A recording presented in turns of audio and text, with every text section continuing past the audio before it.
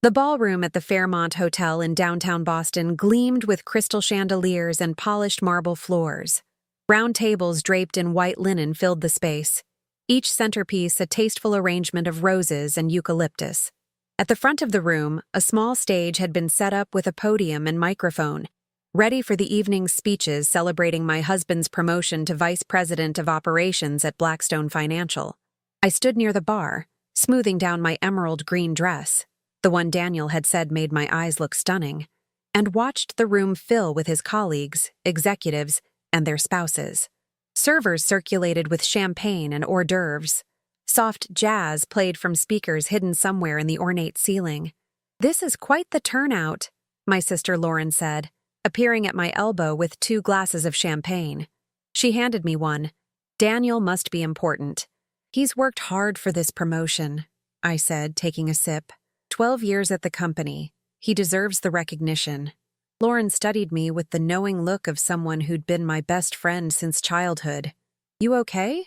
You seem tense." "I'm fine. Just making sure everything's perfect." I'd spent weeks planning this party with Daniel's assistant, coordinating with the hotel, selecting the menu, creating the guest list. It had to be flawless. "Rebecca, you've been the perfect corporate wife. Relax and enjoy it." She clinked her glass against mine. "Here's to Daniel's success and your impeccable event planning skills." I smiled, but the compliment felt hollow. Perfect corporate wife. Was that all I was? I'd spent the last decade of our 14-year marriage supporting Daniel's career, hosting dinner parties, attending company events, making connections, managing our household so he could focus on climbing the ladder. My own career as an interior designer had taken a back seat, reduced to occasional freelance projects when time allowed. But tonight was his night. I could set aside my growing sense of restlessness for a few hours.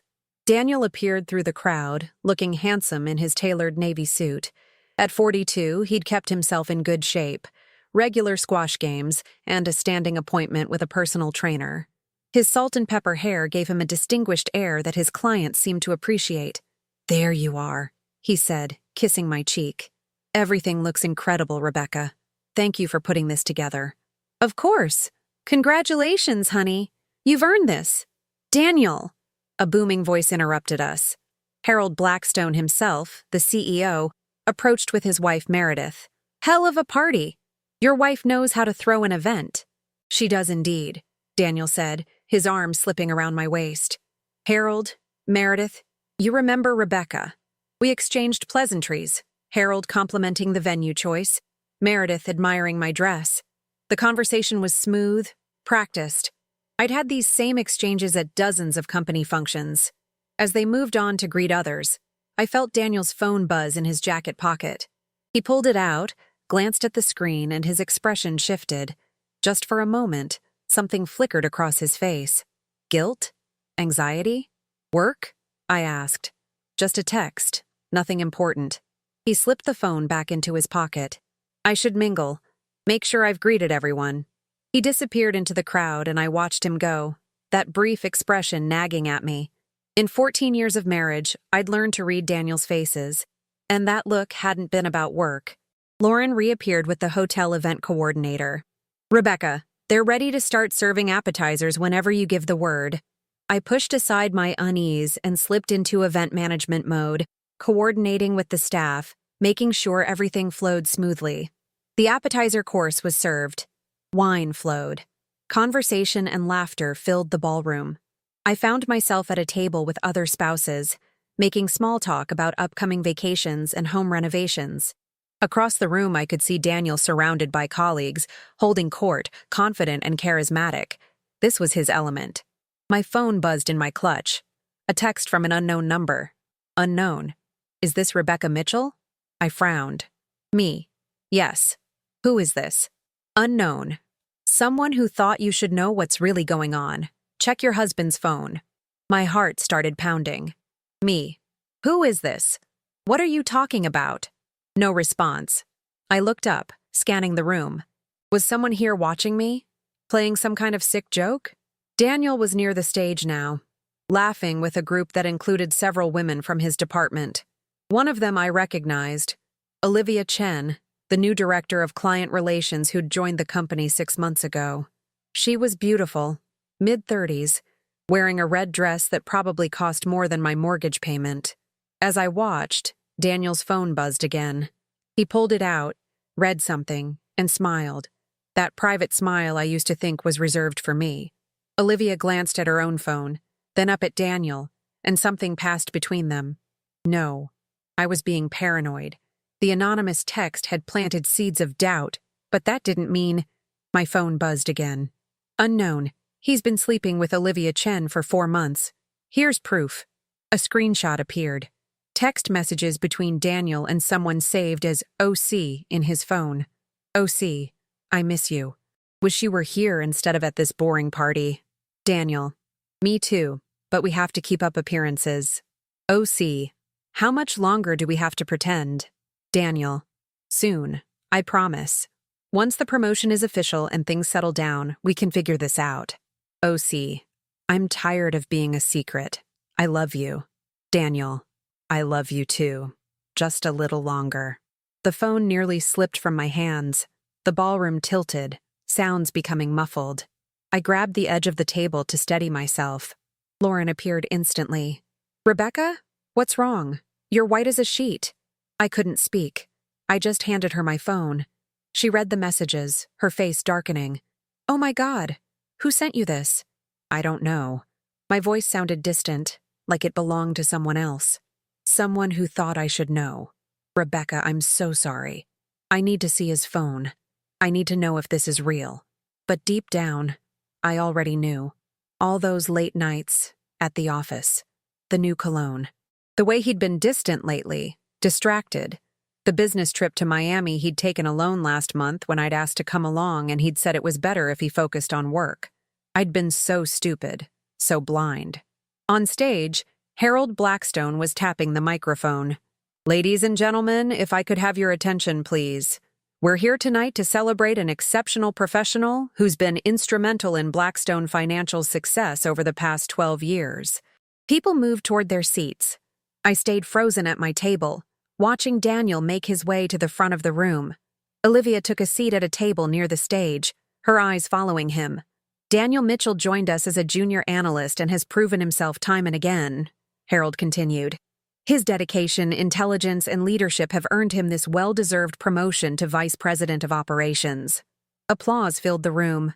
Daniel took the stage, shaking Harold's hand, accepting a Crystal Award. He looked out at the crowd, his eyes finding mine, and smiled. That public smile he'd perfected. Thank you all for being here tonight, he began. This promotion means the world to me, and I'm honored to continue serving Blackstone Financial in this new capacity. My phone buzzed again. Unknown.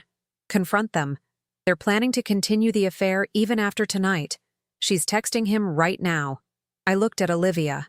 Sure enough, she was on her phone, typing something, a small smile on her face. Daniel continued his speech. I couldn't have achieved this without the support of many people. My mentors at Blackstone who believed in me. My colleagues who challenged me to be better every day. And of course my wife Rebecca, who has stood by me through every late night and every challenge. He gestured toward me, and the room turned to look. People smiled, some applauded. My wife Rebecca, who has stood by me, while he was sleeping with Olivia Chen, while he was planning a future with her, while he made me complicit in my own humiliation by having me plan this party, smile at these people, play the perfect supportive wife. Something inside me snapped. I stood up, my chair scraping loudly against the floor. Lauren grabbed my arm. Rebecca, what are you doing? Something I should have done a long time ago. I walked toward the stage, my heels clicking on the marble floor. The room grew quiet, confused. Daniel's smile faltered as I approached. Rebecca? He said into the microphone. Did you want to say something? Yes, actually. I climbed the stairs to the stage. I do have something to say. He handed me the microphone, probably thinking I was going to make some sweet, supportive wife speech. The look of trust on his face almost made me laugh. I took the microphone and looked out at the crowd. 200 faces staring back at me. Colleagues, executives, spouses, and somewhere in that crowd, Olivia Chen, who thought she could steal my husband and get away with it. "Good evening, everyone," I said, my voice steady despite my racing heart. "I'm Rebecca Mitchell, Daniel's wife of 14 years, and I have something important to share." Daniel's face had gone pale. "Rebecca, what are you—" "You see, I just received some very interesting information." I pulled out my phone and held it up. Text messages between my husband and one of his colleagues. Messages that make it very clear they've been having an affair for the past 4 months. Gasps rippled through the crowd. Harold Blackstone looked like he might have a heart attack. Daniel grabbed my arm. "Rebecca, stop this!" I pulled away from him. "Olivia Chen, are you here? Could you stand up, please?" The room was dead silent. Every head turned, searching for Olivia. She remained seated, her face frozen in horror. "No? You don't want to stand up?" I walked to the edge of the stage, scanning the tables until I found her. "There you are, in the red dress. Lovely choice, by the way." "Rebecca, please," Daniel hissed behind me. "Don't do this." "Don't do what? Tell the truth? Isn't honesty important, Daniel? You always said integrity was one of Blackstone Financial's core values." I pulled up the screenshots on my phone and read aloud. "I miss you. Wish you were here instead of at this boring party." I looked up. "That was sent 20 minutes ago, Olivia. During my husband's promotion celebration. The party I spent weeks planning." Olivia stood up suddenly, her face red. "This is insane. I'm leaving." "Wait," I called out. "Don't you want to tell everyone how much you love my husband? You texted it to him just last week. Here, I'll read it. I love you. I'm tired of being a secret." She froze. "In fact," I continued, "my husband texted back something very sweet. I love you too. Just a little longer. Isn't that romantic? He was planning your future together while I was planning this party." The room was in chaos now. People whispering, gasping, some standing up to get a better view. Harold's face had gone from pale to purple. Daniel stood beside me, motionless, his career imploding in real time. "So, Olivia," I said, my voice cutting through the noise, "since you're so tired of being a secret, I thought I'd help you out. I'm handing you the microphone now." I walked down the stage steps toward her table. "Say it louder. Tell everyone how you feel about my husband." She backed away as I approached, shaking her head. "You're crazy. This is harassment." "Harassment? I'm just trying to help you not be a secret anymore." I held out the microphone. "Come on, you had plenty to say in those text messages. Share with the class." "Rebecca, enough." Daniel had found his voice. He rushed down from the stage. "Everyone, I apologize for this disruption. My wife is clearly upset." "Upset?" I whirled on him. "I'm upset that my husband of 14 years has been screwing his coworker. I'm upset that he made me plan this party while he was planning a future with her. I'm upset that I wasted the best years of my life on a man who couldn't keep his vows." The room was completely silent now, except for my voice, amplified by the microphone I still held. "So yes, Daniel, I'm upset. But I'm done being quiet about it. I'm done being the perfect corporate wife who smiles and nods and pretends not to notice when her husband comes home smelling like someone else's perfume." Harold Blackstone stepped forward. "Mrs. Mitchell, I think we should—" "Should what? Sweep this under the rug? Pretend it didn't happen?" I laughed, a sharp sound that echoed off the ballroom walls. "That's what you're all good at, isn't it? Maintaining appearances. Well, here's the truth. Daniel Mitchell, your newly promoted VP, has been having an affair with an employee, violating company policy, using company resources. I'm guessing those business trips weren't all business, were they, Daniel?" Daniel's silence was answer enough. I set the microphone down on the nearest table with a thunk. "I'm done. Done with this party, done with this charade, done with this marriage." I pulled off my wedding ring and set it next to the microphone. "Congratulations on your promotion, Daniel. I hope it was worth it." I walked toward the exit, the crowd parting like the Red Sea. Lauren rushed to my side, her arm around my shoulders. Behind us, I could hear Harold's angry voice, Daniel's attempts to explain, Olivia's protests. But I didn't look back. I walked out of that ballroom with my head held high, leaving behind the wreckage of my marriage and the shocked faces of Boston's financial elite. The cool October air hit me as we stepped outside, and only then did I start shaking. Lauren guided me to a bench, and I sat down hard, the adrenaline draining away, leaving me hollow. "Oh my God," I whispered. "What did I just do?" "Something incredibly brave," Lauren said fiercely, "and incredibly necessary. He deserved every bit of that." My phone buzzed one more time. Unknown. Well done. He had it coming. A friend. I stared at the message, then put my phone away. Whoever the anonymous messenger was, they'd given me the push I needed to stop pretending everything was fine. And now, sitting on a bench outside the Fairmont Hotel while my marriage burned to ashes inside, I had to figure out what came next. Lauren drove me home in silence, the city lights of Boston blurring past the car windows. I stared at my bare left hand, the pale indent where my wedding ring had been for 14 years now exposed. It felt strange, wrong, like a part of my body had been amputated. My phone wouldn't stop buzzing. Calls from numbers I didn't recognize, probably reporters or gossip-hungry colleagues who'd been at the party. I turned it off and tossed it in my purse. "Do you want to stay with me tonight?" Lauren asked as we pulled into my driveway in Brookline. The house was dark, a beautiful colonial we'd bought 5 years ago, with a garden I'd lovingly cultivated and rooms I'd carefully decorated. Now it just looked empty. "No, I need to be here. Process everything." "Rebecca, I don't think you should be alone." "Please, Lauren, I need space." She studied my face, then nodded reluctantly. "Okay, but I'm checking on you first thing in the morning. And if you need anything at all, you call me. I don't care what time it is." I hugged her tightly. "Thank you. For everything." Inside, the house felt cavernous and silent. I kicked off my heels in the entryway and walked through the rooms barefoot, seeing them with new eyes.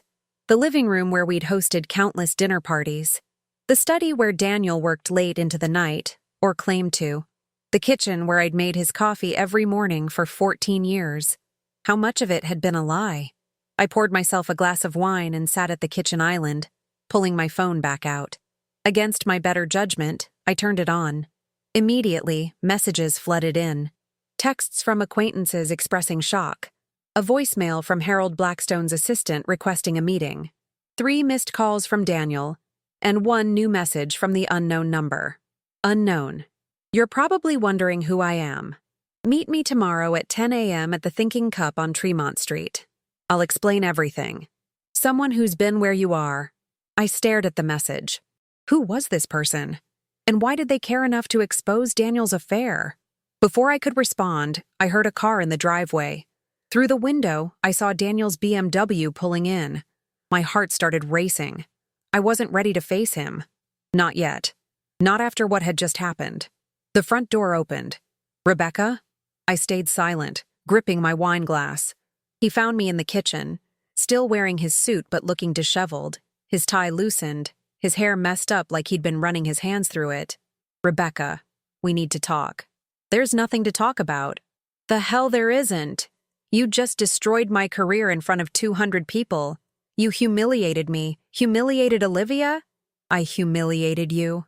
I set down my wine glass carefully, afraid I might throw it. "You had an affair, Daniel. You made a fool of me for 4 months while I planned your celebration party. And somehow I'm the villain? You could have talked to me privately. You didn't have to make a scene. Like you talked to me privately before you started sleeping with Olivia. Oh wait, you didn't. You just did it and then lied to my face every single day." He slumped against the counter. "How did you find out? Does it matter? Someone sent you those messages. Who was it?" "I don't know. An anonymous number. But they did me a favor." I stood up, facing him. "How long was this going to go on, Daniel? Were you ever going to tell me? Or were you just going to keep me in the dark indefinitely?" He was quiet for a long moment. "I don't know.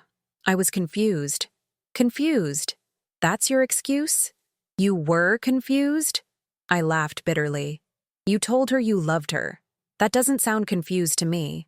That sounds like you made a choice. It's not that simple. It is exactly that simple. You chose to have an affair. You chose to lie. You chose her over our marriage." I walked to the sink, poured out the wine, needing something to do with my hands. "How did it start?" "Rebecca, I want to know. I deserve to know." He sighed heavily. "She started in March. We worked together on the Pemberton account. Long hours, late nights. We connected. She understood the pressure I was under at work. And I didn't. Your wife of 14 years didn't understand pressure? It's different. You don't work in finance. You don't get it. The dismissiveness in his tone ignited something in me. I don't get it? I gave up my career for you, Daniel. I turned down a partnership at one of Boston's top design firms because you said we should start a family. I spent years trying to get pregnant while you climbed the corporate ladder. And when that didn't work out, I threw myself into supporting you because that's what good wives do, right? I never asked you to give up your career. You didn't have to ask. It was expected. Corporate wives don't have demanding careers. They host parties and smile pretty and make their husbands look good. I turned to face him. Well, I'm done being the perfect corporate wife. I'm done sacrificing my life for yours. What are you saying? I'm saying I want a divorce. The word hung between us, heavy and final. Daniel's face crumpled. Rebecca, please, don't make any rash decisions. We can work through this. We can go to counseling. Work through what? Your affair? Your lies? The fact that you told another woman you loved her? I shook my head. There's nothing left to work through. You killed this marriage the moment you touched her. It was a mistake. A stupid, selfish mistake. But it's over. I ended it tonight after the party. You ended it because you got caught, not because you wanted to. If that anonymous person hadn't sent me those messages, you'd probably be with her right now, planning your next secret rendezvous. He couldn't deny it. The truth was written all over his face. I need you to leave, I said quietly. This is my house too. Then I'll leave. I don't care. But I can't be in the same room with you right now. Rebecca, please. Get out, Daniel. Go to a hotel. Go to Olivia for all I care. Just get out. He stared at me for a long moment, then slowly nodded. Okay, I'll pack a bag. I stayed in the kitchen while he went upstairs. I heard drawers opening and closing, the sounds of him moving through our bedroom. 20 minutes later, he came back down with a suitcase. I'm sorry, he said from the doorway. For all of it. I never meant to hurt you. But you did. And sorry doesn't fix it. After he left, I walked through the house again, this time seeing it as mine alone. The thought should have been liberating. Instead, it felt lonely. I climbed the stairs to our bedroom, my bedroom now, and changed out of the emerald dress, hanging it in the back of the closet where I'd never have to look at it again. In pajamas and a robe, I crawled into bed on my side, leaving his side untouched. Sleep didn't come. I lay there replaying the evening in my mind, the shock of the anonymous messages, the way Olivia had looked when I'd called her out, Daniel's face as his promotion celebration turned into a public humiliation, the sound of my wedding ring hitting the table. What had I done? I'd destroyed Daniel's career, probably Olivia's too. I'd made myself the subject of Boston's social gossip. I'd blown up my life in spectacular fashion. But I'd also told the truth. I'd refused to be complicit in my own humiliation.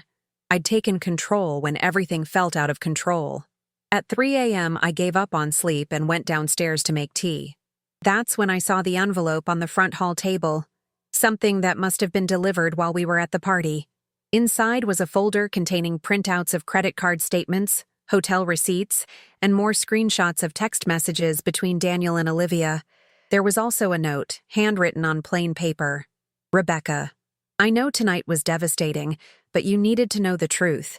Your husband's affair has been going on longer than 4 months. Try 8. He's been using company funds to pay for hotels and expensive dinners. He gave Olivia a $15,000 bracelet for her birthday in June, charged to your joint credit card. You deserve better than this. You deserve the truth. See you at the Thinking Cup at 10 a.m. A friend. I spread out the documents on the dining room table, my hands shaking. 8 months, not 4. 8 months of lying, of deception, of using our money to romance another woman. The hotel receipts told a story. Nights at the Four Seasons when he'd claimed to be working late. A weekend in New York when he'd said he had client meetings. The bracelet purchase from Tiffany, $15,347.82 on June 12th. Olivia's birthday, I'd later learn. I'd been so blind, so trusting. So stupid. But no more. I spent the rest of the night documenting everything, taking photos of every receipt and statement, organizing the evidence. If Daniel wanted to fight the divorce, I'd be ready. At 8 a.m., Lauren arrived with coffee and bagels, took one look at me and pulled me into a hug. "You look terrible," she said bluntly. "Didn't sleep, but I found out some interesting information." I showed her the documents.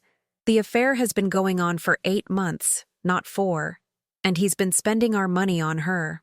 Lauren's eyes widened as she read through the papers. "This is grounds for a very favorable divorce settlement. You need to see a lawyer immediately." "I will. But first I have a meeting at 10 a.m. with whoever sent me the anonymous messages." "Rebecca, is that safe? You don't know who this person is?" "I need to know. I need to understand why they helped me." At 9:45, I left for the Thinking Cup, a small coffee shop in downtown Boston. I arrived early, ordered a latte I didn't want, and sat at a corner table watching the door. At exactly 10 a.m., a woman in her late 40s walked in, scanned the room, and headed straight for my table. "Rebecca Mitchell?" I nodded. "I'm Christine Palmer. May I sit?" I gestured to the empty chair. Christine sat down, studied me for a moment, then smiled sadly. "I know this must be confusing. Let me explain. 3 years ago, I was you. Happy marriage, supportive wife. No idea my husband was having an affair with a colleague at Blackstone Financial." My stomach dropped. "Your husband worked at Blackstone?" "He was VP of Client Services." "And his mistress?" "She worked in HR. The affair went on for over a year before I found out." She pulled out her phone and showed me a photo of a handsome man in his 50s. "James Palmer. Maybe you've heard of him?" I had. James Palmer had retired from Blackstone 2 years ago, right before the company settled a sexual harassment lawsuit, Christine finished, reading my thoughts. "When I discovered the affair, I also discovered he'd been having inappropriate relationships with multiple employees over the years. I threatened to go public unless Blackstone made it right. They paid me a generous settlement, and James took early retirement. Why are you telling me this?" "Because when I heard about Daniel Mitchell's promotion party through my old contacts, and when I heard whispers about him and Olivia Chen, I did some digging. It's not hard to track credit card statements when you know where to look." She leaned forward. "You deserve to know the truth before he got that promotion, before he got even more power in the company. Men like Daniel and James, they think they can have it all. The career, the wife, the mistress. Someone needs to hold them accountable. So you sent me the messages. I sent you the truth. What you did with it was your choice. And what you chose, standing up in front of all those people, was incredibly brave. It felt more like insanity. Sometimes they're the same thing." Christine sipped her coffee. "I'm going to give you the name of my divorce attorney. She's the best in Boston, especially for cases involving infidelity and financial misconduct. She'll make sure you get everything you're entitled to." She slid a business card across the table. "Patricia Morgan, family law attorney." "Thank you," I said quietly. "For everything. You didn't have to do this." "Yes, I did. Women need to support each other, especially when men like our husbands think they can get away with destroying our lives." She stood up. "Call Patricia today. And Rebecca, don't let anyone make you feel bad for what you did last night. You told the truth. That's nothing to apologize for." After she left, I sat in the coffee shop for another hour, turning the business card over in my hands. Then I pulled out my phone and made the call that would change everything. "Patricia Morgan's office. How may I help you?" "My name is Rebecca Mitchell. Christine Palmer referred me. I need a divorce attorney." "Of course, Mrs. Mitchell. How does 2 p.m. today work for a consultation?" "That works perfectly." I hung up and looked out the window at the busy Boston street. People hurrying to work, living their normal lives, unaware that mine had just been torn apart and was about to be rebuilt from scratch. For the first time since last night, I felt something other than pain and anger. I felt determination. Daniel Mitchell had made his choices. Now it was time for me to make mine. Patricia Morgan's office was in a sleek building on State Street, all glass and steel and money. The reception area was tastefully decorated with modern art and fresh flowers. I sat in a leather chair, my hands clasped in my lap, trying not to think about how much this was going to cost. A woman in her mid-50s emerged from an inner office. She was tall and imposing, with silver hair cut in a sharp bob and eyes that probably missed nothing. "Mrs. Mitchell?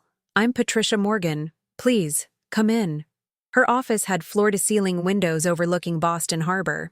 I sat across from her massive desk while she reviewed the folder I'd brought, all the evidence Christine had provided, plus my own documentation of our finances. "This is excellent work," Patricia said, looking up. "Very thorough. Tell me everything from the beginning."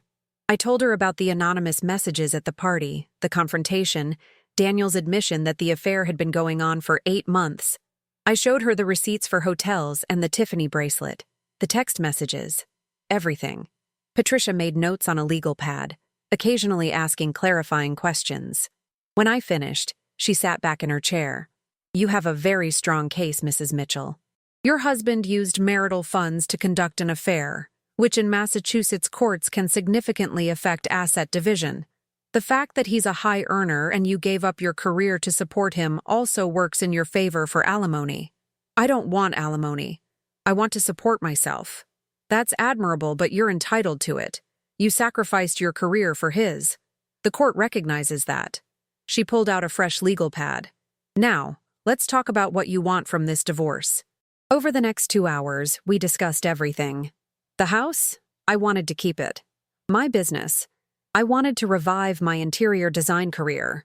Retirement accounts, investments, bank accounts, all to be divided. Patricia explained Massachusetts law, calculated what I could expect, outlined the divorce process. "One more thing," she said as our meeting wrapped up. "Daniel will likely try to paint you as unstable because of what happened at the party. We need to control that narrative. I'm going to recommend you speak with a therapist, both for your own well-being and to show the court you're taking this seriously and handling it appropriately. Do you think he'll fight the divorce? Men like your husband often do initially. They don't like losing control. But once they see the evidence against them, most settle, especially when their careers are at stake." She stood up, extending her hand. "I'll file the divorce petition this week. In the meantime, separate your finances immediately. Open your own bank account, transfer half of the joint savings, cancel joint credit cards." I left her office with a to-do list and a sense of purpose. First stop, the bank. By 6 p.m., I had my own checking and savings accounts, had transferred $87,000 from our joint savings, exactly half, and had canceled our joint credit cards. I'd also changed the locks on the house, something Patricia had advised, and had installed a Ring doorbell camera. I was documenting everything now, every decision, every action. If Daniel wanted to fight, I'd have a paper trail that would bury him. That evening, my phone rang. Harold Blackstone. I considered not answering, but curiosity won. "Hello? Mrs. Mitchell. Harold Blackstone. I hope I'm not calling at a bad time. Like there was a good time for the CEO of my husband's company to call after I destroyed his promotion party. What can I do for you, Mr. Blackstone? I wanted to discuss the events of last night. I understand you're upset. Upset doesn't begin to cover it. Of course. And you have every right to your feelings. However, the manner in which you chose to express them has created a significant problem for Blackstone Financial. We're getting calls from clients, questions from the board. It's becoming a PR nightmare. That sounds like a Daniel problem, not a me problem. Mrs. Mitchell, I'm calling to ask if you'd be willing to sign a non-disclosure agreement regarding your husband's affair and the events of last night. In exchange, Blackstone would be willing to offer a generous compensation package. I almost laughed. You want to pay me to be quiet? We want to contain the situation, for everyone's benefit, including yours. How much? He named a figure that made my eyes widen. $250,000 to sign an NDA and not discuss Daniel's affair or what happened at the party. I'll need to discuss this with my attorney. Of course. Please call me back by Friday with your decision. After he hung up, I immediately called Patricia. Take the money, she said without hesitation. You're not planning to go public anyway, are you? No, but... Then sign the NDA and take the $250,000. Use it to restart your business. It's not hush money if you weren't planning to talk anyway. She had a point. There's one condition, I said. I want Blackstone to investigate Daniel's use of company funds for personal expenses. If he's charging hotels and dinners with his mistress to the company, that's fraud. I'll have my paralegal draft a counteroffer. We'll get you that money and potentially more if their investigation turns up additional misconduct. The next few weeks were a blur of activity. I signed the NDA with Blackstone after they agreed to investigate Daniel's expenses. Patricia filed the divorce petition. I started seeing a therapist named Dr. Sarah Chen, who helped me process the betrayal and start rebuilding my sense of self. I also started reaching out to old contacts in the design world. To my surprise, many remembered me and were excited to hear I was getting back into the business. "Rebecca Bennett, I thought you'd disappeared," said Marcus Wu, owner of an upscale furniture showroom. "Are you taking on clients again?" "I am. Starting fresh."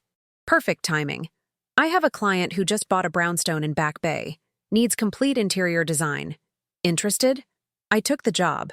Then another. Then another. Within a month, I had 3 major clients and more inquiries than I could handle.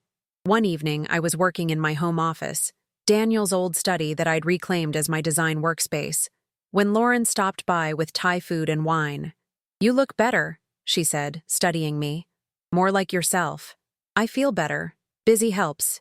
"Have you heard from Daniel?" "Only through attorneys. Patricia says he's trying to negotiate the settlement. Wants to keep more of the retirement accounts, pay less for the house." "What a surprise. He wants everything." "He's not going to get it."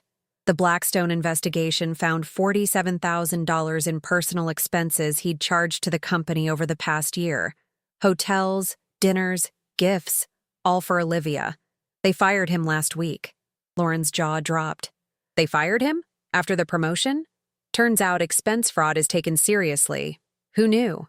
I sipped my wine, feeling a grim satisfaction. He had to repay the money, and they terminated him. No severance, no nothing. Good. He deserves it. The irony is, if he'd just been honest with me, if he'd asked for a divorce before starting something with Olivia, none of this would have happened. He'd still have his job, his reputation. Instead, he's unemployed, under investigation, and facing a divorce that's going to cost him a fortune. Do you feel bad for him? I thought about it honestly. No. I feel bad for who I thought he was. But the real Daniel? The man who could lie to me for 8 months while spending our money on another woman? I don't feel bad for him at all. My phone buzzed. A text from an unknown number, but this time I recognized the pattern. Unknown. Saw the news about Daniel's firing. Thought you'd want to know Olivia resigned too. Moved back to California. Christine. I showed Lauren the message. Your mysterious benefactor keeping tabs? Apparently. I texted back, "Thank you for everything." Christine. How are you doing? Me. Better than I expected. Started my business again. Taking back my life. Christine. Proud of you. Coffee sometime? Me. I'd like that. It felt strange, forming a friendship with someone I'd only met once. But Christine understood what I was going through in a way no one else could. 2 months after the party, I was sitting in my newly redesigned living room. I'd redecorated the entire house, removing every trace of Daniel's presence, when Patricia called. "Rebecca, I have news. Daniel's attorney just sent over a settlement offer. And? He's agreed to most of our terms. You get the house, 60% of the retirement accounts, and alimony for 5 years. He's also dropping his request to reduce spousal support." What changed? I suspect his attorney told him that fighting would mean everything becoming public record. The affair, the expense fraud, all of it. And with his firing from Blackstone, he can't afford a protracted legal battle. So it's over? If you accept these terms, yes. We can have the divorce finalized within 60 days. I looked around at my house, my space, my life that I was rebuilding. I accept. Excellent. I'll draw up the papers. Rebecca, I have to say, I've seen a lot of divorce clients over the years. Most take much longer to find their footing. You should be proud of how you've handled this. After we hung up, I sat in silence for a while. The divorce would be final soon. 14 years of marriage, ended. Part of me mourned what I'd lost, or thought I'd lost. But a bigger part felt liberated. I pulled out my laptop and opened my business website, looking at the portfolio I'd been building. 3 successful projects completed, 5 more in progress, and a waiting list of potential clients. I'd also started a blog about interior design, sharing my philosophy and process. It was getting surprising traction, with design publications reaching out for interviews. From corporate wife to design entrepreneur, one interviewer had titled the piece. I'd cringed at the label corporate wife, but she wasn't wrong. My phone rang. A local number I didn't recognize. Hello? Mrs. Mitchell? This is Amanda Rodriguez from Boston Magazine. I'm working on a feature about Boston's top emerging interior designers, and your name keeps coming up.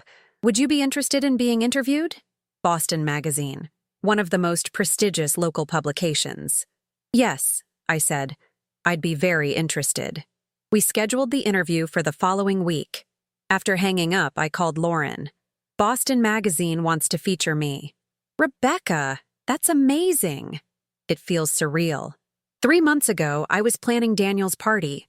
Now I'm being featured in magazines. You're not just surviving the divorce, you're thriving because of it. She was right. I was thriving. And that realization felt better than any marriage had. The Boston Magazine photographer positioned me in one of my recent projects, a modern Back Bay brownstone I'd designed for a tech executive and his family. The living room gleamed with carefully curated furniture, original artwork, and the perfect balance of contemporary and classic Boston style. Can you sit on the arm of that sofa? The photographer asked. And maybe look toward the window? We want natural, thoughtful. I complied, feeling only slightly awkward. The interviewer, Amanda Rodriguez, sat nearby with her recorder running. So, Rebecca, you were out of the design world for almost a decade. What made you come back? I'd prepared for this question, working with Patricia on what I could and couldn't say due to the NDA. My life went through a major transition recently. I'd put my career on hold to support my husband's work, and when that relationship ended, I realized I'd lost myself somewhere along the way. Coming back to design was about reclaiming my identity and my passion. Your divorce made quite a splash in Boston social circles. I'm sure it did. But I'm not interested in dwelling on the past. I'm focused on building my future. Fair enough. Let's talk about your design philosophy. Your work has a distinctive style, elegant but accessible, classic but not stuffy. How would you describe it? We talked for another hour about design, inspiration, my vision for the business. The photographer took what felt like 1,000 photos. By the end, I was exhausted, but energized. This is going to be a great piece, Amanda said as they packed up. I think readers are going to love your story. The comeback, the transformation. It's inspiring. After they left, I walked through the brownstone one final time, checking details. The clients were moving in next week, and I wanted everything perfect. My phone buzzed. Patricia, divorce decree signed by the judge. It's official. You're a free woman. I stared at the message. Officially divorced. The marriage that had defined my adult life was legally over. I waited for the sadness, the grief, the sense of loss. But what I felt was relief. And beneath that, excitement about what came next. Me. Thank you. For everything. Patricia, you did the hard work. I just facilitated. Good luck with everything, Rebecca. Something tells me you're going to be just fine. That evening, Lauren threw me a divorce party at her house. Not a sad, commiserating affair, but a celebration. She'd invited my closest friends, women I'd lost touch with during my marriage who'd welcomed me back with open arms. To Rebecca, Christine Palmer said, raising her glass. She'd become a regular fixture in my new life, a friend who understood the journey, who took the worst thing that ever happened to her and turned it into the best thing. To new beginnings, Lauren added. To never settling for less than we deserve, said Melissa, another friend I'd reconnected with. We drank champagne and ate too much cake and laughed until we cried. These women, my tribe, had supported me through the darkest time. Now they were here to celebrate the light on the other side. Speech! Someone called out. I stood up, feeling slightly tipsy and completely happy. 3 months ago, my husband's coworker texted "I miss you" during his promotion party. I found out he'd been having an affair. using our money to romance another woman, lying to me for 8 months. And I did something crazy. I exposed him in front of 200 people. The room erupted in cheers. At the time, I thought I was destroying my life. Turns out I was just destroying a life that wasn't serving me. The marriage wasn't real. The happiness wasn't real. I was playing a role, the perfect corporate wife, and forgetting to be myself.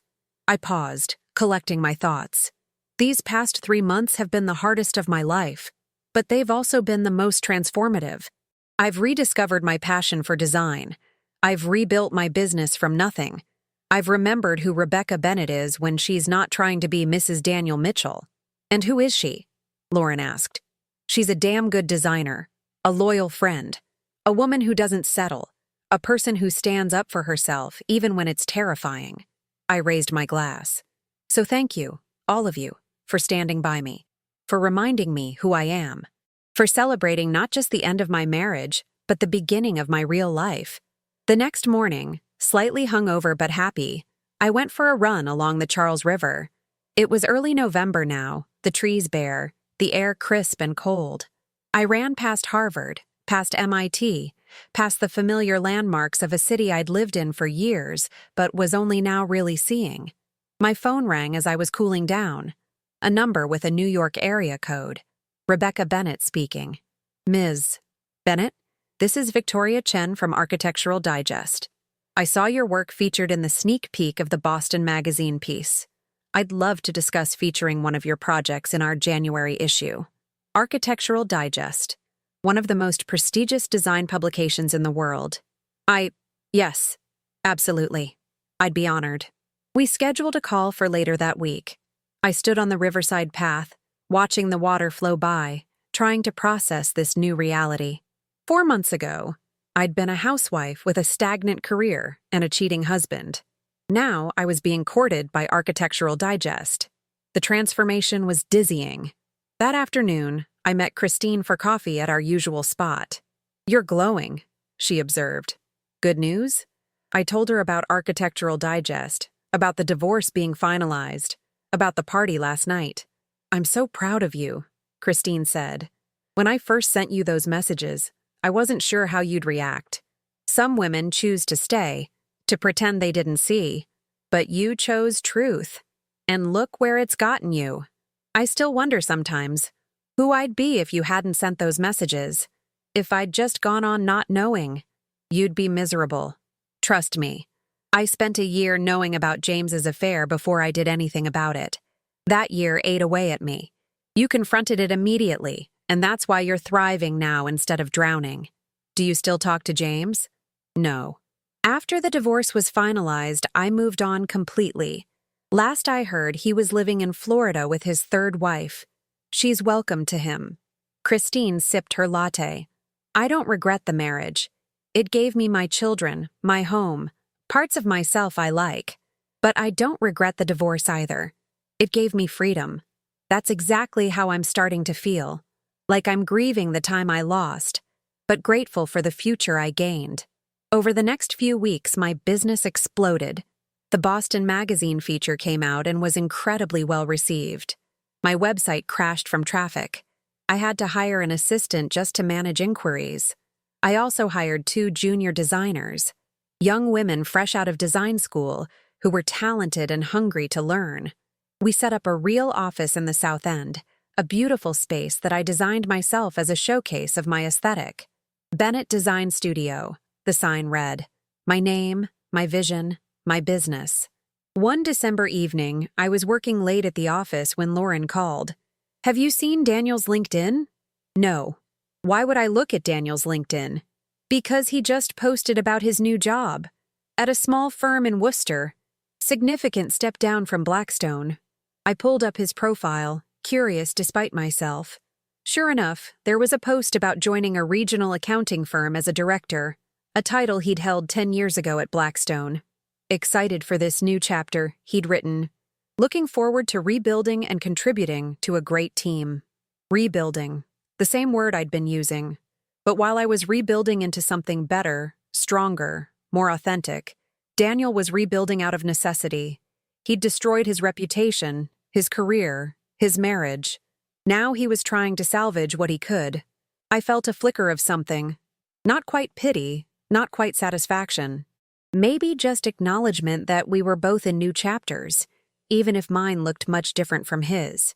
I closed the LinkedIn app and went back to work on my current project, a penthouse in the seaport with floor-to-ceiling windows and a budget that would have seemed impossible 3 months ago.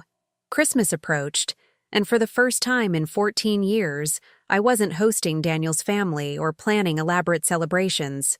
Instead, I spent Christmas Eve with Lauren and her family, and Christmas Day volunteering at a women's shelter with Christine. A lot of these women are leaving abusive situations, Christine explained as we served dinner. Marriages that were destroying them. Coming here, helping them, reminds me why I did what I did, why I helped you. I watched the women and children eating, some smiling, some still carrying the weight of trauma. I thought about how lucky I was. Daniel had been a liar and a cheat, but not abusive. I'd had resources, education, support. These women had none of that. I want to do something, I said to Christine. Use my platform, my business, to help women like this. What did you have in mind? A program. Design services for women's shelters, transitional housing, making spaces that feel safe and beautiful, not institutional. I could take on one project a year pro bono, get other designers involved. Christine smiled. I think that's a wonderful idea.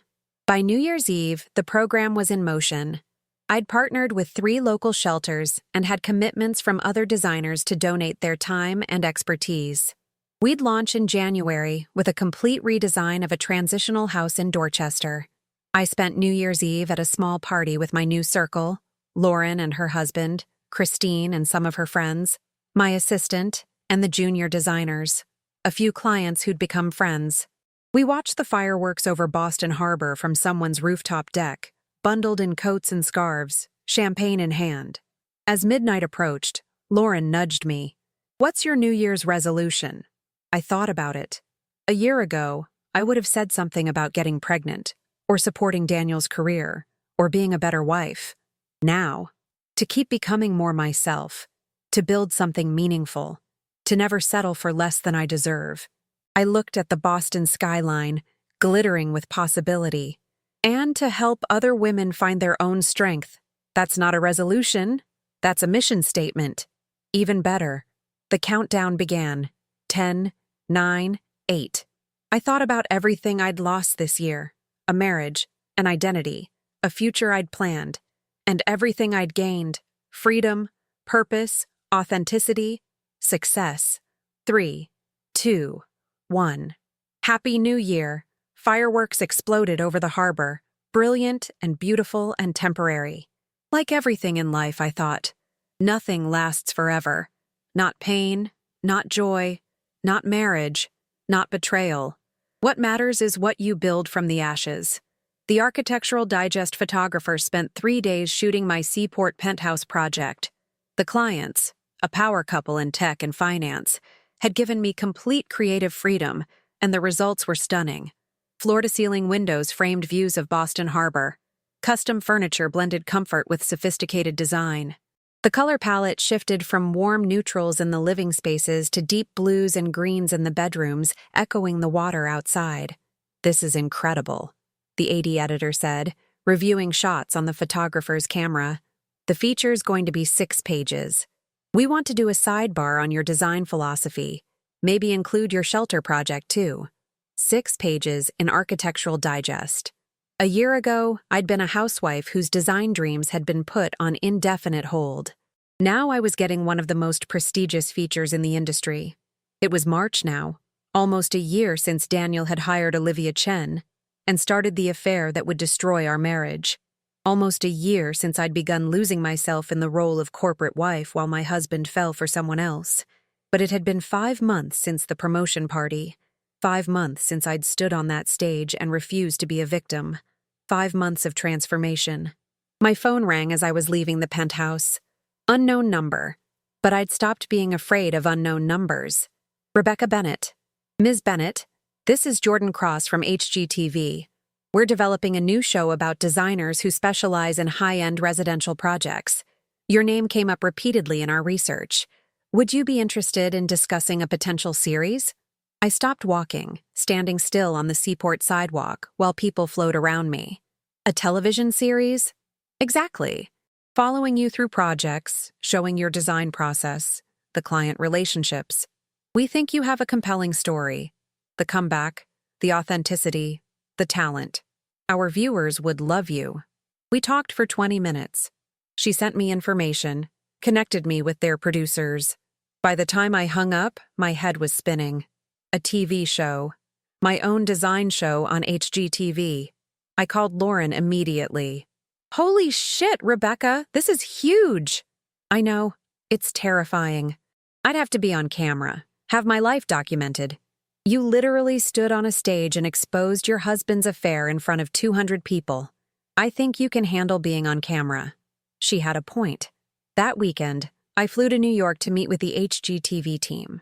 They were smart, enthusiastic, and had a clear vision for the show. We want to focus on transformations, the executive producer explained. Not just of spaces, but of the people who inhabit them. You embody that, your personal transformation paralleling your design transformations. It's compelling television. I don't want the show to be about my divorce. It doesn't have to be. We mention it in your background, establish that you're someone who rebuilt her life and career. But the focus is your work, your process, your vision.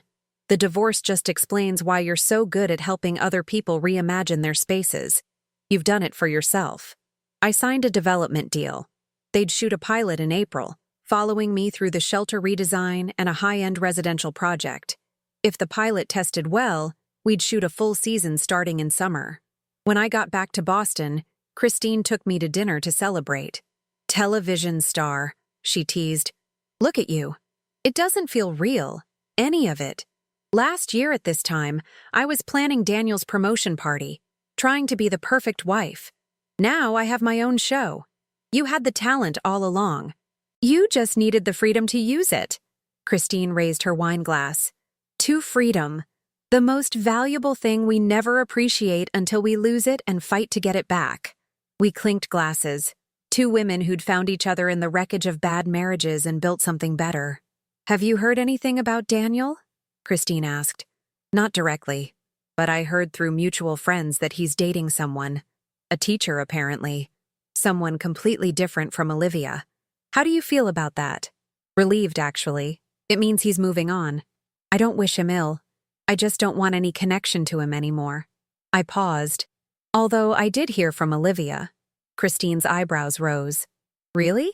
She sent me a letter, apologizing, saying she was young and stupid and didn't understand what she was destroying, that she regrets everything. What did you do with it? Threw it away. I don't need her apology. I needed her to leave my husband alone, which she eventually did. The rest is her burden to carry, not mine. In April, HGTV came to film the pilot. They followed me through the shelter redesign, a project that was deeply personal. We transformed a stark, institutional space into something warm and welcoming. Soft colors, comfortable furniture, thoughtful layouts that gave women privacy and dignity. The shelter director cried when she saw the final result. This is going to make such a difference. You have no idea. But I did have an idea. Because I'd been there. In my own way. Not in a shelter, but in a life that wasn't serving me. I understood the need for spaces that honored the people who inhabited them. The cameras also followed my work on a brownstone renovation in Beacon Hill. The clients were a same-sex couple expecting their first child through surrogacy. They wanted a home that felt like family, that honored their love and their journey. This is what I love about design, I told the camera during one of my interview segments. It's not about making pretty rooms. It's about creating spaces that reflect who people are and who they want to become. Every design is a transformation. The pilot tested extremely well. HGTV ordered a full 8-episode season to start filming in June. By May, my life had settled into a new rhythm. The design studio was thriving. We'd hired 2 more designers and were turning down projects because we were booked solid for the next year. The shelter program had expanded to 4 locations, and I was preparing to become a television personality, working with a media coach to feel more comfortable on camera. One evening, I was at the office late, reviewing plans for the next day's shoot, when my assistant knocked on my door. "Rebecca, there's someone here to see you. He doesn't have an appointment, but he says it's important." "Who is it?" She lowered her voice. "Daniel Mitchell." My stomach clenched. I hadn't seen Daniel since the night I'd thrown him out of the house, almost 7 months ago. All our divorce proceedings had been handled through attorneys. "Tell him I'm busy." I did. He says he'll wait. I closed my laptop, took a deep breath, and walked out to reception. Daniel stood there in a suit that looked cheaper than the ones he used to wear. He'd lost weight, and his hair had more gray. He looked older, worn down. "Rebecca, thank you for seeing me. I didn't say you could come in. What do you want, Daniel?" "Just 5 minutes. Please. I've been trying to work up the courage to reach out for weeks." Against my better judgment, I gestured to my office. 5 minutes. We sat across from each other. The same positions we'd held countless times during our marriage when discussing finances or vacation plans. Now we were strangers separated by the wreckage of broken promises. "I saw the Boston Magazine article," he began, "and I heard about the HGTV show. Rebecca, you're incredible. What you've built in just a few months. I'm in awe. Is that what you came here to say?" "No. I came to apologize. Really apologize. Not the hollow sorry I gave you that night at the house, but a real acknowledgement of what I did to you." I waited. I destroyed our marriage because I was selfish and cowardly. I was afraid of turning 40, afraid I'd peaked, afraid that my life was just going to be the same thing over and over. And instead of talking to you about it, instead of dealing with those feelings like an adult, I had an affair with your coworker, using our money, for 8 months. Yes, all of that. I lied to you every day. I watched you plan that party while I was planning a future with someone else. I made you complicit in your own humiliation. He leaned forward. "What you did at the party, standing up, exposing me, at the time I was mortified, angry. I blamed you for destroying my career. My heart bleeds, but you were right to do it. I needed to face consequences. I needed to lose everything to understand what I'd thrown away." He paused. "I'm not asking for forgiveness. I don't deserve it. I just needed you to know that I understand now. What I did was unforgivable. And seeing you thrive, seeing you build this amazing life, it just highlights how much I held you back." I sat with his words, examining them for manipulation or hidden agenda. But all I saw was a broken man who'd finally faced the truth about himself. "Thank you for saying that," I said finally. "It doesn't change anything. It doesn't undo the hurt. But I appreciate hearing it. How are you?" "Really? I'm good. Better than good. I'm happy, Daniel. Genuinely happy. I wake up excited about my work, about my life. I'm building something meaningful. I have real friends, real purpose. I'm more myself now than I've been in years. I'm glad. You deserve that." He stood up. "I won't take up more of your time. I just needed to say this in person, to acknowledge what I did and tell you that you were right to walk away." He moved toward the door, then paused. "Rebecca, that night at the party, when you handed Olivia the microphone and told her to say it louder, that was the moment I realized I'd underestimated you our entire marriage. You were never the quiet, accommodating wife I'd taken for granted. You were a force, and I was too stupid to see it." After he left, I sat in my office for a long time, processing the conversation. Part of me appreciated his apology, but a bigger part recognized it for what it was. Too little, too late. I didn't need Daniel's acknowledgement to validate my choices. I'd already validated them myself by building this life, this business, this version of myself that I actually liked. My phone buzzed. A text from a number I'd saved months ago, but never used. James. "Hi, Rebecca. This is James from the coffee shop meet. I know it's been a while, but I'm in Boston this week for a photography exhibition. Any chance you'd want to grab dinner?" James, the photographer I'd met at that gallery opening in December. We'd exchanged numbers, but I'd never followed up, too focused on rebuilding my life to think about dating. But now, maybe I was ready. "Me. I'd like that. When works for you?" James. "Tomorrow night?" I know a great Italian place in the North End. Me. Perfect. 7 p.m.? James. It's a date. I smiled, tucking my phone away. A date. My first real date since the divorce was finalized. The next evening, I met James at a small restaurant tucked into a side street in Boston's historic North End. He looked good, relaxed and confident in jeans and a blazer, his photographer's eye evident in how he took in details. "Rebecca, you look beautiful." "Thank you. It's good to see you again." We settled into dinner, conversation flowing easily. He told me about his photography exhibition, a series on Boston's hidden architecture. I told him about the HGTV show, the shelter project, the business. "You've been busy," he observed. "Extremely. But it's good busy. Busy building something instead of busy maintaining something that wasn't real." "The divorce? You heard about that?" "Hard to miss. The promotion party story made its way through Boston's social circles pretty thoroughly." I cringed. "I'm sure it did. For what it's worth, I think what you did took incredible courage. Most people would have confronted their spouse privately, let them save face. You refused to protect someone who'd betrayed you. That's powerful.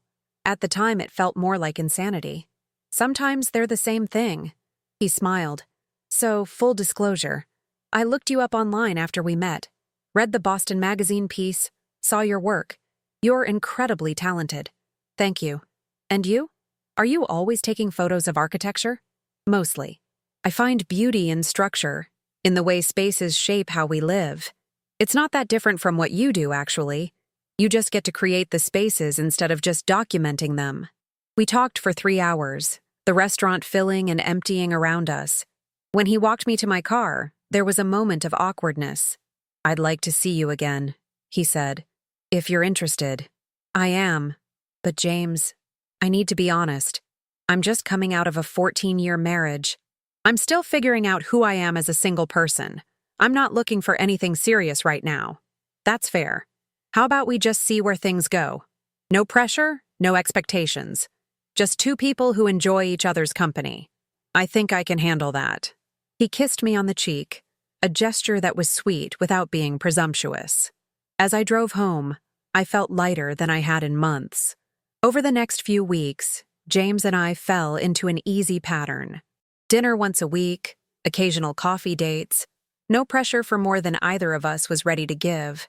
He was kind and funny and respected my boundaries.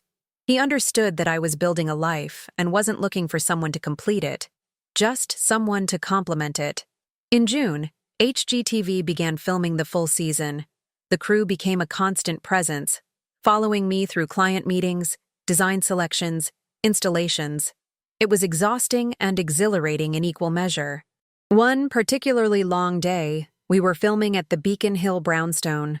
The clients had just seen the nursery I'd designed, a gender-neutral space in soft grays and yellows, with custom furniture and thoughtful details that honored their journey to parenthood. They cried when they saw it. The cameras caught everything: their emotion, their gratitude, their love for the space and what it represented. After they left, the director asked me to do a closing interview. "Rebecca, you have this gift for understanding what people need from their spaces. Where does that come from?" I thought about the question, really thought about it. I think it comes from understanding what it's like to live in a space that doesn't serve you. For years, I lived in a life that looked perfect on the outside, but felt hollow on the inside. I played a role instead of being myself. When that ended, when I had to rebuild, I learned that our spaces should reflect who we really are, not who we think we should be. And this couple? What did they need from this space? Validation. Acknowledgement that their family is real and valuable and worth celebrating. Society doesn't always recognize families like theirs, but this nursery does. It says, "You are loved, you are wanted, you belong here." The director smiled. "That's beautiful. Perfect. That's the wrap for today." As the crew packed up, I stood in the empty nursery, thinking about all the transformations I'd witnessed. The shelter residents who'd found dignity in beautiful spaces, the clients who'd seen their dreams realized, my own journey from corporate wife to independent designer, all of it connected by one simple truth: Everyone deserves to live in a space that honors who they are. My phone buzzed. Lauren. Lauren. Turn on Channel 7. You're on the news. I pulled up the news app on my phone. Sure enough, there was a story about local designers making a difference. They'd interviewed the shelter director about our pro bono program. Rebecca Bennett didn't just redesign our space, she was saying. She gave our residents hope. She showed them that they deserve beauty and dignity. That's transformative. I watched the clip twice, feeling a swell of pride. This was why I did it. Not for the recognition or the fame or even the money, but for the chance to make a real difference. That evening, I met Christine for our weekly dinner. I saw you on the news, she said, grinning. Local hero, changing lives through design. Hardly a hero, just someone trying to use her skills for good. That's exactly what makes you a hero. You could have taken your talent and just made money. Instead, you're helping people. We ordered wine and settled in. Two friends who'd found each other through tragedy and built something beautiful from it. I've been thinking, Christine said, about starting a foundation. Something that helps women leaving difficult marriages, legal support, housing assistance, career counseling. Would you want to be involved? Absolutely. What are you thinking? We spent the rest of dinner brainstorming, making plans. By the end of the night, we had the outline of something real, a foundation that would help women transition from bad marriages to independent lives. We'll call it Renaissance, Christine said, because that's what it is, a rebirth. Renaissance. The perfect word for what we'd both experienced. 3 months later in September, almost exactly a year after the promotion party that changed everything, I stood at a podium in front of 200 people. But this time, I wasn't exposing my husband's affair. I was giving the keynote speech at a design conference in New York. A year ago, I began, I was a different person. I was someone who'd forgotten her own dreams in pursuit of someone else's. Someone who'd accepted less than she deserved because it was comfortable. Someone who'd lost herself. The audience was rapt, listening. Then my life imploded in spectacular fashion. My marriage ended. My identity as a wife ended. And I had a choice. I could let that define me, or I could rebuild into something better. I clicked to the first slide, a before photo of the shelter we'd redesigned. This is where I started, literally and figuratively. A space that needed transformation, but also a space that reminded me why design matters. Because the spaces we inhabit shape us. And when we change our spaces, we change ourselves. I walked them through the transformations. The shelter, the brownstone, the penthouse, all the projects that had filled this incredible year. And I talked about the personal transformation that had paralleled the professional one. I'm not the same woman I was a year ago. I'm stronger, more authentic, more aligned with my values. And that transformation started when I stopped accepting a life that didn't serve me and started building one that did. The standing ovation at the end lasted 3 full minutes. Afterward, dozens of people approached me, designers wanting advice, women sharing their own stories of transformation, conference organizers asking me to speak at future events.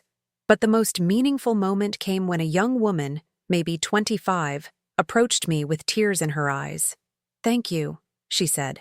"I'm in a relationship that's killing my dreams. I've been too afraid to leave, but hearing your story, I think I can do it now." I took her hands in mine. "You can. It will be hard.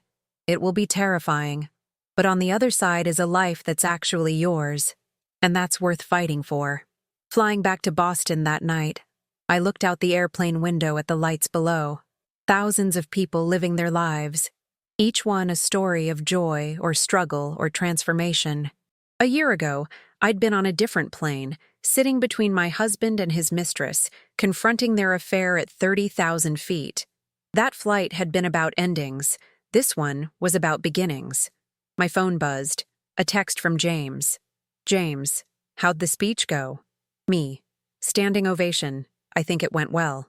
James. "I never doubted it. Dinner tomorrow to celebrate?" Me. "Perfect." I smiled, tucking my phone away. James had become a regular part of my life. Not a replacement for what I'd lost, but a complement to what I'd built. We were taking things slow, Both of us independent people who enjoyed each other's company without needing to rush into anything more. It was healthy, balanced, real. The plane descended toward Boston, the city lights spreading out below like stars. Somewhere down there was my office, my team, my projects, the shelter we'd transformed, the brownstone nursery, the foundation Christine and I were building. My life, built by my own hands, reflecting my own values, serving my own purpose. I thought about Daniel occasionally, brief flashes of who he'd been, who we'd been together. But those thoughts held no power anymore. No longing, no regret, just acknowledgement that he'd been part of my story, but not the author of it. I was the author now, and the story I was writing was better than anything I could have imagined. As the plane touched down, I pulled out my journal, something my therapist had suggested to process everything that had happened. I flipped to a fresh page and wrote, "A year ago, I thought my life was ending. Turns out, it was just beginning. I learned that the worst thing that happens to you can also be the best thing if you have the courage to transform it. I learned that you don't need someone else to complete you. You just need the freedom to become yourself. I learned that standing up for yourself, even when it's terrifying, is always worth it.